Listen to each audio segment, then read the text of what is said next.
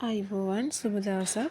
අපි අද කතා කරන්නේ මොඩියුල් අංක 1 ගුරු වෘත්තික භාවය සහ ජාතික ගුරු නිපුණතා රාමුව යටතේ දෙවන කොටසයි. මෙම කොටස යටතේ ගුරු වෘත්තියේ විශිෂ්ටත්වය පිළිබඳව අපි සාකච්ඡා කරනු ලබනවා. පින්තූරයේ පෙනෙන පරිදි ඵලදායී ගුරුවරයෙකු වීමට නම් දැනුම කුසලතා සහ සුදුසු ව්‍යවහාරය යන කරුණු තුනම මනා සංකල්පයක් තිබිය යුතු වෙනවා. වෘත්තීය සංවර්ධනය සහ ගුරු අධ්‍යාපනය තුළින් අපි බලාපොරොත්තු වෙන්නේ හුදෙක් විෂය කරුණු උගන්වන්නට වඩා පරිපූර්ණ ගුරුවරයෙකු බිහි කිරීමයි. මේ රූප සටහනේ ගුරු වෘත්තියේ පදනම් වන ස්තම්භ 4ක් හඳුන්වලා දෙනවා.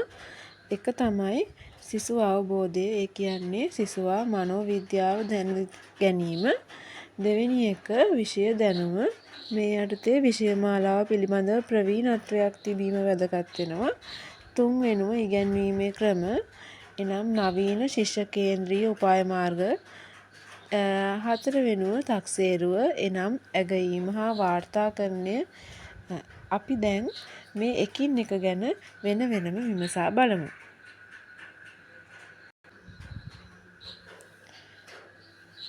පළමු ස්තම්භය වෙන්නේ සිසුන් පිළිබඳව අවබෝධයයි. දරුවෙකුගේ වයස් මට්ටම අනුව සිදුවන කායික හා මානසික සංවර්ධනය ගැන ගුරුවරයෙකු විදිහට ගැඹුරු දැනුමක් තියෙන්න ඕනේ. ළමා වියේ සිට යෝන් විය දක්වාම දරුවෙකු සතුවන සාමාන්‍ය ලක්ෂණ හඳුනා ගන්න ඵලදායී ඉගැන්වීමකට අත්‍යවශ්‍ය වෙනවා. සිසුන්ගේ වර්ධන අවධි හඳුනාගෙන ඉගැන්වීම සැලසුම් කරන්න ඕනේ. දරුවෙකුගේ හැඟීම්, ඔවුන්ගේ අභිප්‍රේරණයන් සහ සමාජ සංවර්ධනයන් ගැන දැන සිටීම. පන්තියක් නිවැරදිව කළමනාකරණය කිරීමට ගුරුවරයෙකුට මූලිකම පදනම ලබා දෙන නිසා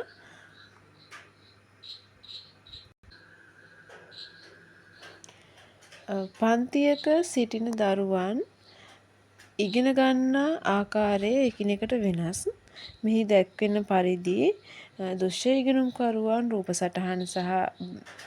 සටහන් භාවිතා කරනවා. ඒ වගේම සටහන් භාවිතා කරනවා. ශ්‍රවණ ඉගෙනුම්කරුවන් සාකච්ඡාව තුළින් ඉගෙන ගන්නවා.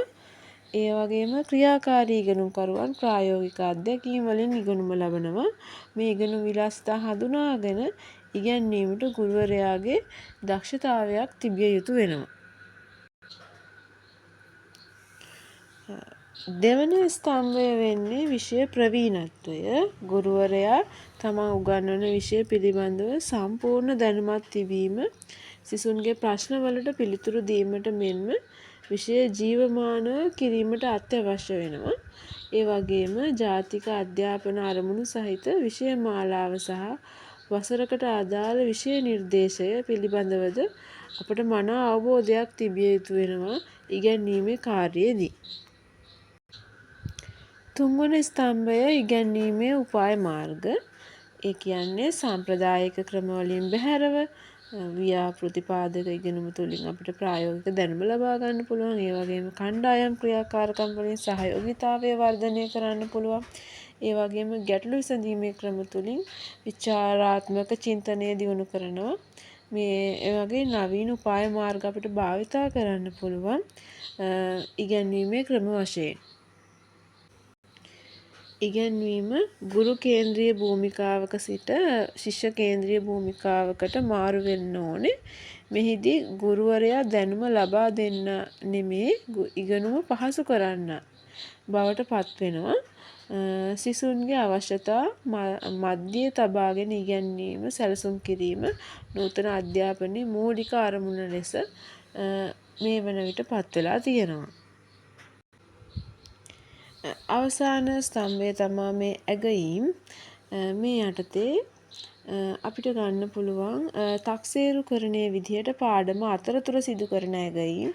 මේදී ඉගැන්වීමේ ක්‍රමය එවෙලෙම වෙනස් කරගන්න අපිට පුළුවන් වෙනවා.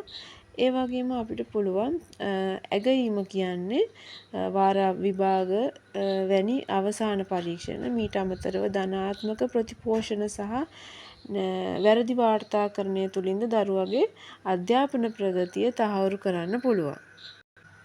මීළඟට ප්‍රතිපෝෂණය විදිහට සිසුන්ගේ වැරදි පෙන්වා දෙනවා විතරක් නෙමේ ඒවා නිවැරදි කරගන්නේ කෙසේද යන්න පිළිබඳව ධනාත්මක සහ ධනාත්මක එයාලට ගොඩනැගෙන විදිහ අපිට උපදෙස් ලබා දෙන්න පුළුවන්. ඊළඟට මේක නිවැරදිව වාර්තා කිරීම විදිහට සිසුන්ගේ අධ්‍යාපනික ප්‍රගති ක්‍රමවත්ව ලේඛනගත කරන්න ඕනේ. ඒ වගේම දෙමාපියන් සහ බලධාරීන් සමග නිතරම sannivedanayන් පවත්වාගෙන යන්න ඕනේ.